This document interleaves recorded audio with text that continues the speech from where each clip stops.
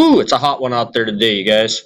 So today we're going to learn about the French and Indian War. Last class we kicked out the 13 colonies, understood what the purpose of the colonies were for, where they're located at, made that cool map and everything. So today we're going to basically learn about our essential question, which comes down to how did the relationship between Great Britain and the 13 colonies completely fall apart. To learn about that, things run pretty smooth in the colonies all the way up to about 1750, and then things really start to go haywire. To kick that off, we had the French and Indian War. So we get in trouble on what was called the frontier at the time. Basically, this was the frontier where the arrow's going up and down at. And to understand that, we got three key questions that our notes will answer for us. So question one, what describes the best reason fighting broke out between France and Great Britain in North America? Question two, what were the early defeats of the British by the French at the beginning of the French and Indian War? And question three, what best explains how the British gained victory and the results of the French and Indian War?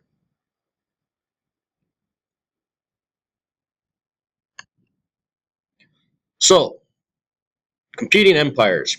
Britain and France don't get along. They never have got along, and they've always fought in all types of different wars. So the French and Indian War begins with competing empires. Both France and Britain are competing for territory in North America. The French, if you remember right, controlled this area up here and over here. The British controlled through here and down here. You had Bacon's Rebellion we talked about last class, where after that, English settlers started settling on Native American lands, and they started moving over into here, which is basically known as the Ohio River Valley.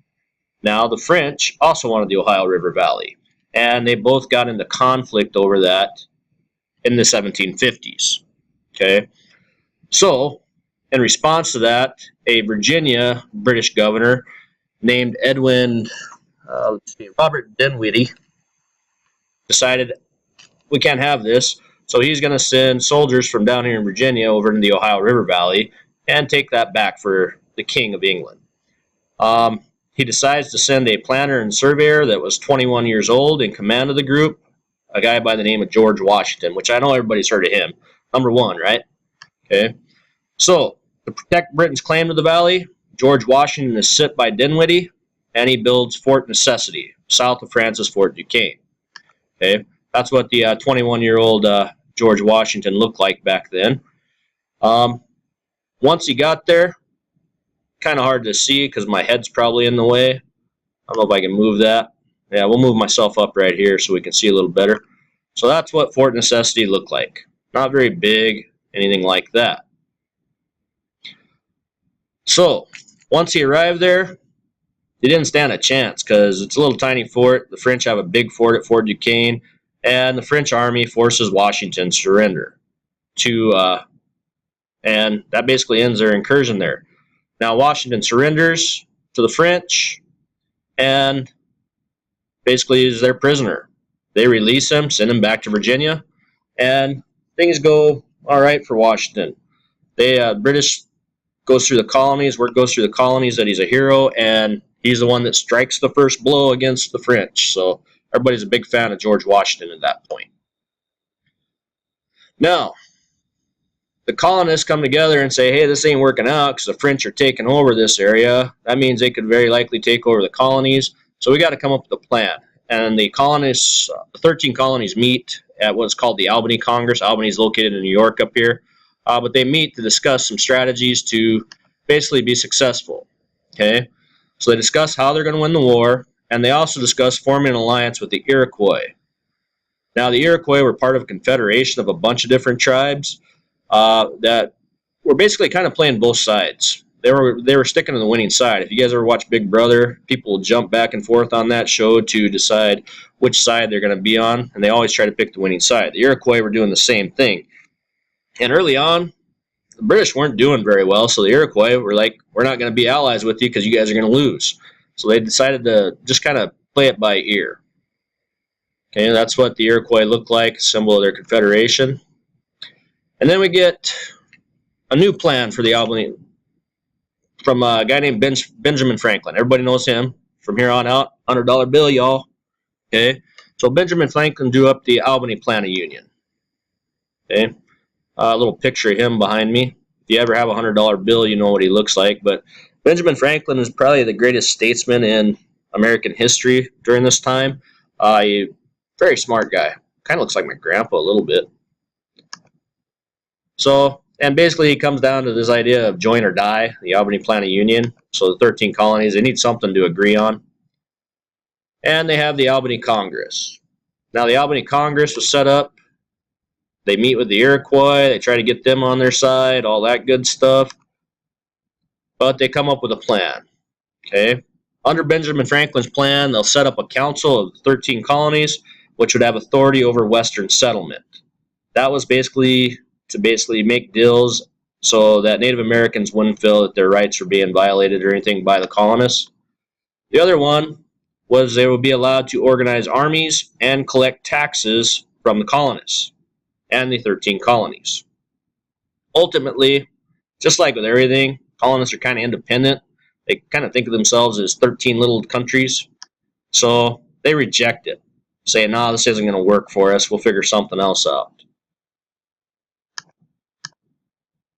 Which leads us to the early British defeats. So basically, British General Edward Braddock, that's him up in the corner, okay, was defeated at Fort Duquesne because he didn't really know how to fight here.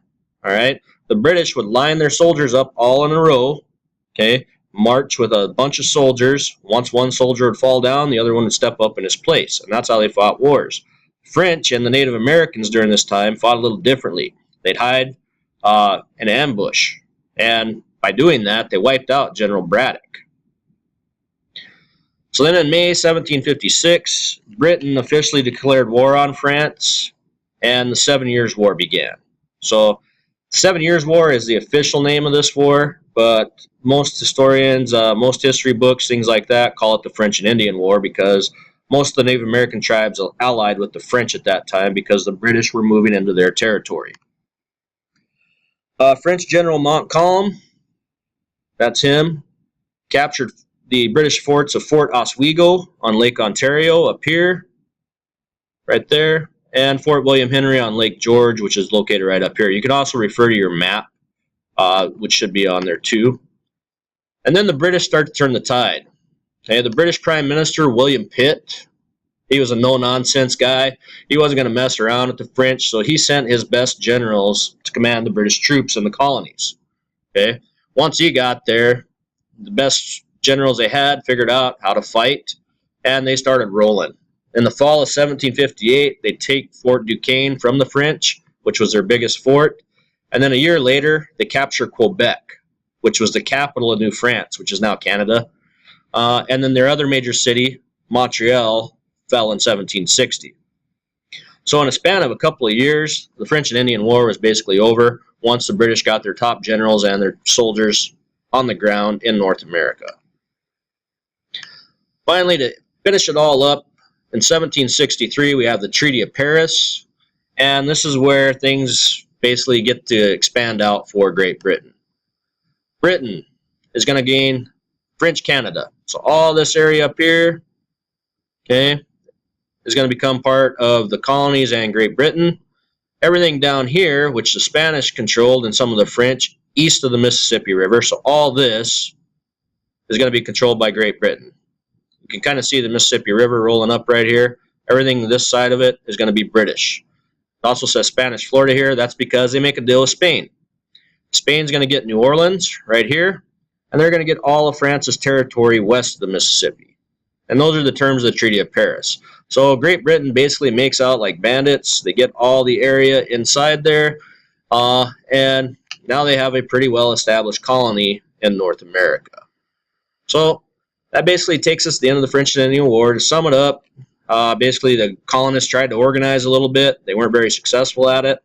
We get George Washington on the scene, 21 years old, trying to show what he's made of. Isn't successful, but becomes popular.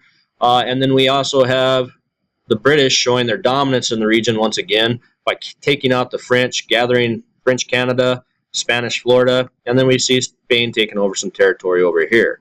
That sums everything up that we learned about on the French and Indian War. and then we'll learn about the consequences of this war coming up in the next class. Hope you guys have a good day. Try and stay cool. Bye.